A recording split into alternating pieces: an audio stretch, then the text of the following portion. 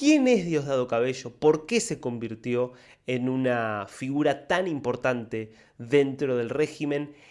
¿Y con qué lógica opera? ¿Cuáles son los incentivos? ¿Cuál es el sistema mental que él tiene y que permite explicar muchas de las decisiones que toma? De eso vamos a estar hablando en este momento. Lo primero a tener en cuenta es que Diosdado Cabello es un militar de formación que estuvo acompañando en distintos momentos a Hugo Chávez Frías en su paso por las Fuerzas Armadas y que irrumpe en la escena política venezolana de la misma forma que su amigo y mentor Chávez, es decir, con el fallido golpe militar de 1992. Nunca podemos olvidar que en ese 1992, en esa Venezuela que estaba sumida en el caos, con una política tradicional muy desprestigiada, con lo que habían sido las protestas sociales conocidas como el Caracazo, poco tiempo antes, que habían realmente generado un profundo impacto político en Venezuela. En ese contexto, la respuesta que creía correcta Chávez, un militar con ideas claramente muy alineadas con lo que podríamos llamar un pensamiento fascista, pero de tendencia de izquierda, bueno, estalinista quizás es un poquito un buen ejemplo. Él creía que la solución estaba en apelar a la violencia y a tomar el poder por la fuerza.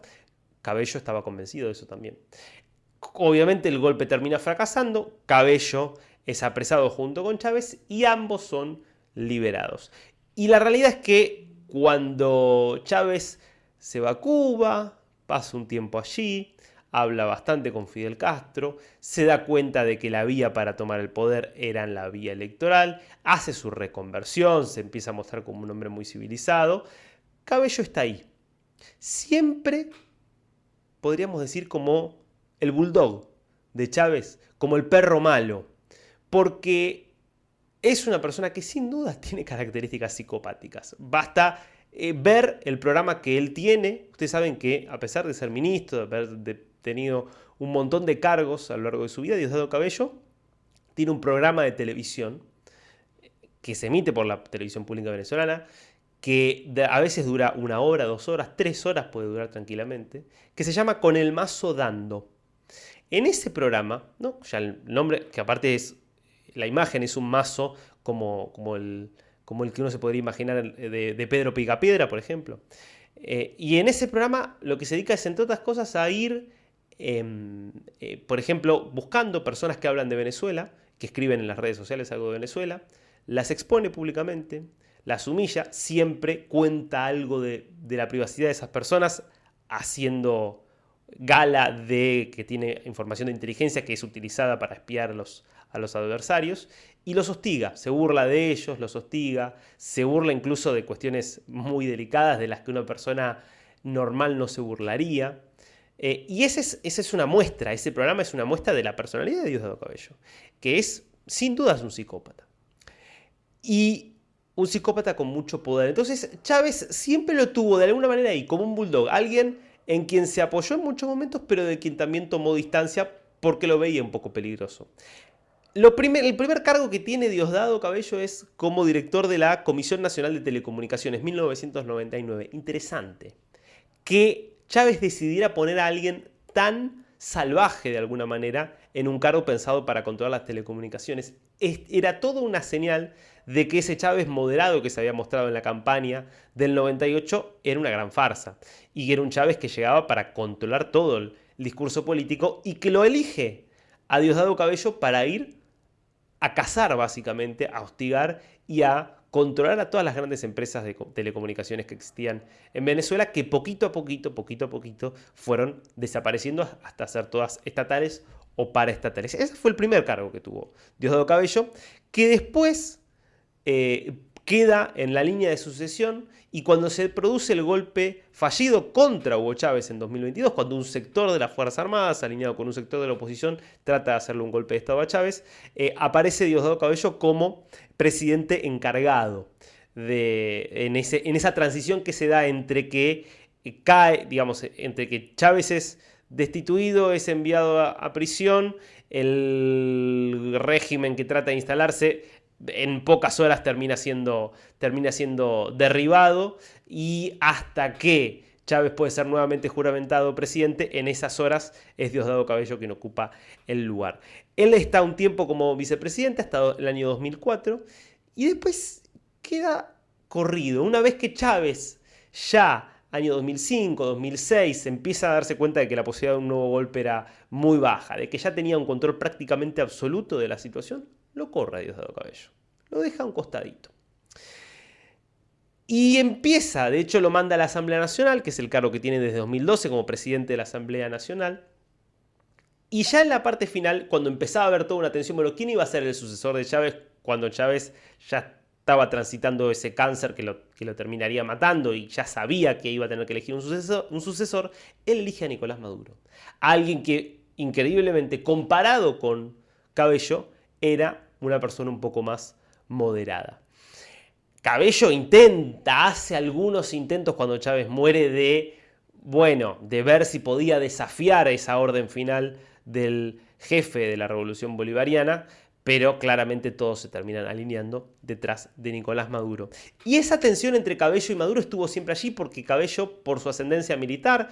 por su involucramiento en un montón de organizaciones y de actividades ilícitas, Cabello tiene un pedido de captura por $10 millones, es la recompensa que ofrece por información de la DEA, porque desde hace muchos años está señalado de ser uno de los principales coordinadores del Cartel de los Soles, de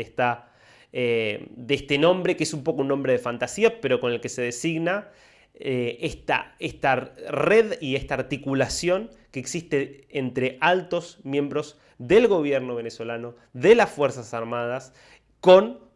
organizaciones criminales que se dedican al narcotráfico, entre otras actividades ilícitas. Diosdado Cabello es considerado una de las piezas claves de ese entramado que permite la salida de la droga desde Colombia y que desde Colombia, a través de Venezuela, termine en los Estados Unidos. Ese Diosdado Cabello estuvo siempre en tensión con Maduro y es interesante esto porque lo que termina ocurriendo es que un Cabello bastante corrido, que hasta antes de las elecciones del 28 de julio